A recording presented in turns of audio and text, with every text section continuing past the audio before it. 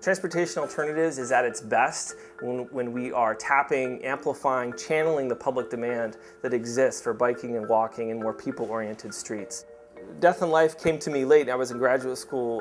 One of my favorite quotes from Jane Jacobs was the quote about nibbling, where you have traffic engineers, shrinking sidewalks and changing signal timing to give people less time to cross, but giving drivers, the green light all the time, creating more parking on streets that used to have more sidewalk space. And the sum total of that is really an erosion of what the city was created to do in the first place, which is to be this place where you raise your kids, where you have a relationship with your neighbors, where you can walk down the street and feel a sense of civic pride that you live here. And we never count out a good idea, so we're looking at some alternatives. We had poll after poll showing that, in fact, a clear supermajority of New Yorkers support bike lanes, support pedestrian-oriented streets. Most New Yorkers do not own cars. The point of view of the aggrieved motorist, it's so hard to park in New York City, has been overrepresented. People are now thinking of streets as more flexible places, and not just places to move and store automobiles. And recognizing that it's not an anti-car agenda, it's a balance agenda. Giving people room to walk, to interact and transact, be able to be comfortable enough so you can really enjoy a neighborhood or a retail district. There's these marquee projects on Broadway and some of the, the more visible bike lanes that have been happening and all over the city.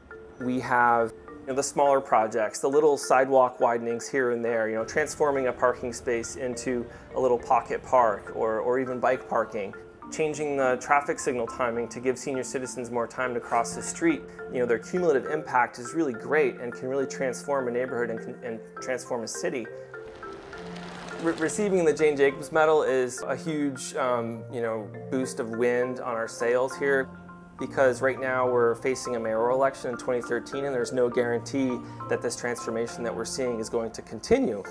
Building people-oriented streets may be one of the best ways to create jobs, to revitalize local neighborhood economies, to reduce healthcare costs, getting people more active, more healthy. A lot of people don't know that Jane rode her bike every day, almost every day, from 555 Hudson to Midtown. We were looking at the bike map the other day thinking, wow, if Jane were still riding her bike between the West Village and Midtown, she'd have a great commute now, with bike lanes pretty much the whole way and maybe even a few options. The people who founded TA were contemporaries of Jane Jacobs, David Gurin, Barry Benepe, the first recipient of the first ever Jane Jacobs Medal. So we're very proud of our roots that go back, to the heyday of Jane and her mythical battles with Robert Moses.